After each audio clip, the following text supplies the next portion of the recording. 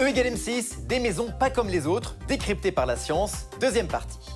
Rendre nos maisons moins gourmandes en énergie est un des grands défis des années à venir. Et en la matière, ce qui se fait de mieux, c'est la maison à énergie positive. Il en existe déjà près de 80 en France. Non seulement elles ne consomment aucune énergie venue de l'extérieur, mais en plus, elles produisent et exportent de l'électricité vers le réseau EDF. Grâce à quelle technique y parviennent-elles? Constituent-elles les modèles de la maison de demain? Reportage d'Evanciel Lachaud. Sur les hauteurs de Nice, voici la maison du futur, celle que nous habiterons peut-être tous demain. Elle regroupe toutes les innovations qui permettent d'allier confort et économie d'énergie. Des bienfaits dont on peut bénéficier dans toutes les régions de France. Le secret de cette maison dite à énergie positive, elle profite de la nature et du soleil pour se chauffer ou se rafraîchir, et même pour produire de l'électricité. Comment est-ce possible? Josiane et Bernard, les heureux propriétaires de cette mini-centrale, nous ouvrent leurs portes. Premier avantage, dans ce logement, la température est toujours la même, quelle que soit la saison. Que ce soit dans la cuisine comme dans le séjour ou à l'étage également, on a exactement la même température qui est constante et c'est l'avantage de ce type de maison. Généralement, on est toujours aux environs de 21-22 degrés, hiver comme été. Le secret d'un tel confort de vie réside dans la conception même de la maison. Son architecte, Philippe Axman, a misé sur une orientation optimale par rapport au soleil. C'est d'abord une maison qui est en harmonie dans son environnement, qui est orientée vers le sud évidemment, puisque c'est là où on a tous les apports solaires, qui va récupérer le maximum d'apports solaires à travers des grandes ouvertures, des grands vitrages, donc sur toutes les faces sud, est et ouest. Et c'est le soleil qui va donner une grande partie des besoins en chaleur de la maison en hiver. Auparavant, architectes et bâtisseurs orientaient souvent les maisons par rapport à la vue ou à la position sur la chaussée. La maison de demain sera avant tout construite en fonction du soleil. Sachant que celui-ci se lève à l'est et se couche à l'ouest, il est facile de faire en sorte que ces rayons entrent par les baies vitrées toute la journée. Ici, c'est donc la chaleur du soleil qui chauffe naturellement la maison. Mais pour conserver cette chaleur, l'isolation doit être absolument parfaite. Jusqu'ici, on isolait plutôt les maisons de l'intérieur. Mais le plus efficace, c'est de le faire par l'extérieur. La bâtisse se trouve alors comme enfermée dans une boîte. Explication. On va créer un bouclier vraiment homogène autour du bâtiment de manière à garder toute la chaleur ou la fraîcheur qui est acquise à l'intérieur du bâtiment. Donc c'est une isolation thermique par l'extérieur qui fait vraiment toute la périphérie du bâtiment, là on le voit en plan, qui est vraiment homogène et sans rupture et qui va aussi sur les murs passer sous les dalles et revenir en toiture en partie horizontale. Donc on a vraiment un bouclier qui est total du sol au plafond par les murs homogène et qui fait la liaison avec les vitrages. Il n'y a vraiment aucun point qui est laissé où il peut y avoir un petit passage de flux thermique. Il n'y a aucune déperdition d'énergie. On parle même de maison thermos. Seul problème, en été, la chaleur pourrait s'accumuler dans la maison. Mais là encore, Philippe Axman a eu recours à un système aussi simple que performant. En été, là où ça chauffe, on va utiliser ces brise-soleil de manière à ce qu'on puisse voir confortablement vers l'extérieur.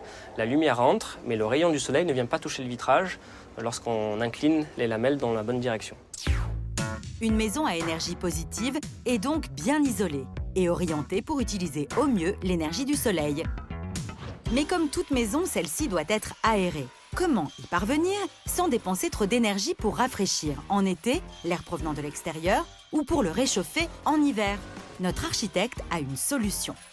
Sous cette pelouse se cache un puits canadien, un système de climatisation qui date de l'Égypte antique et qui n'utilise quasiment aucune électricité. Pour comprendre comment fonctionne cette climatisation naturelle, direction l'INSA à Lyon, où nous avons rendez-vous avec Frédéric Kuznick, spécialiste des énergies renouvelables. Le principe du puits canadien est une idée relativement ancienne qui consiste à utiliser l'inertie du sol.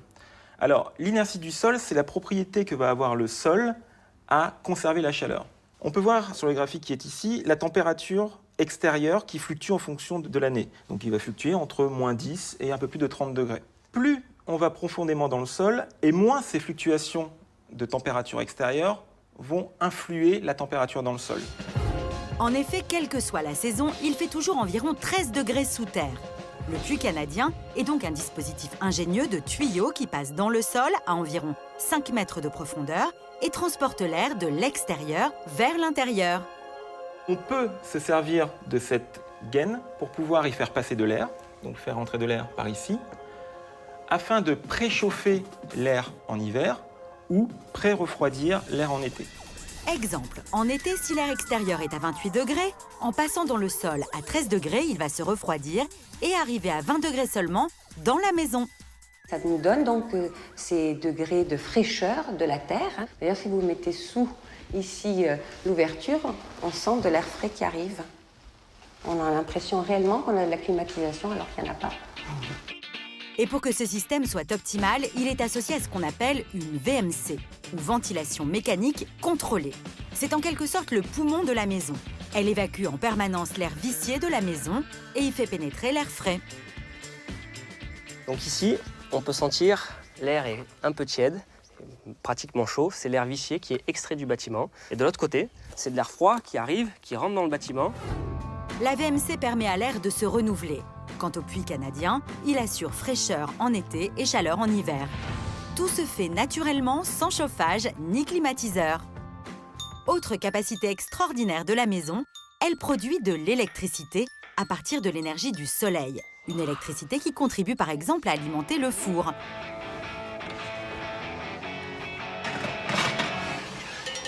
Et cela grâce à des panneaux photovoltaïques installés sur le toit.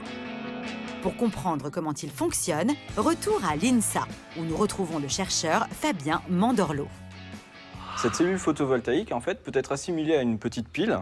Donc vous avez d'un côté une borne plus et une borne moins. Donc ici, sur la face avant, vous avez l'équivalent de la borne plus de votre pile. Et de l'autre côté, vous avez donc un deuxième contact métallique qui va vous permettre d'obtenir le contact moins de votre pile.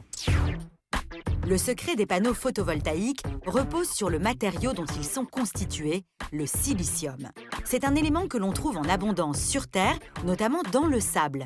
Le silicium a la propriété de transformer la lumière en électricité. Pour permettre de récupérer un courant à partir de la lumière ambiante, en fait, le silicium va nous permettre d'absorber la lumière. Cette lumière va exciter les atomes de silicium et à partir de cette excitation, eh bien, un certain nombre d'électrons vont être mobiles à l'intérieur du silicium et on va pouvoir les récupérer entre ces deux électrodes. Je vais prendre cette cellule solaire, je vais la brancher sur ce petit moteur. Quand on dirige notre panneau photovoltaïque vers le soleil, de l'électricité est produite et le petit moteur se met à tourner. Et cela fonctionne aussi quand il y a des nuages comme aujourd'hui. Josiane produit ainsi de l'électricité toute l'année et en grande quantité. Sur un an, sa production est supérieure à sa consommation, ce qui lui permet de faire des bénéfices. Les propriétaires revendent cette énergie à EDF et gagnent un peu d'argent chaque année puisqu'ils encaissent plus que ce qu'ils dépensent en toute énergie confondue. En effet, Josiane produit et vend 2 800 € d'électricité par an, alors qu'elle ne consomme que 300 €. Un rendement qui lui permettra de rentabiliser son installation. Si cette maison est aussi économe en énergie, c'est grâce à son intelligence. Cet ordinateur placé dans son salon est en quelque sorte son cerveau. Il commande tout le bâtiment. C'est ce qui lui permet d'être quasi autonome. On peut avoir justement une économie de lumière. Par exemple, lorsqu'on va dans les pièces, elles s'allument, elles s'éteignent toutes seules. On peut optimiser la ventilation, on peut optimiser les besoins de chaud ou de froid en jouant plutôt sur des paramètres extérieurs comme les brise-soleil. La domotique va pouvoir servir à améliorer encore plus les performances d'un bâtiment qui est déjà très performant. Et forcément, derrière, le confort de vie. Aujourd'hui, seul 1% des logements français répondent à ces nouveaux critères. Mais de nombreux architectes et bâtisseurs travaillent sur des projets de maisons et d'immeubles à énergie positive, toujours plus performants. Leur construction coûte environ 20% de plus que la construction traditionnelle. Mais ce surcoût peut être amorti en quelques années en vendant l'électricité que l'on produit.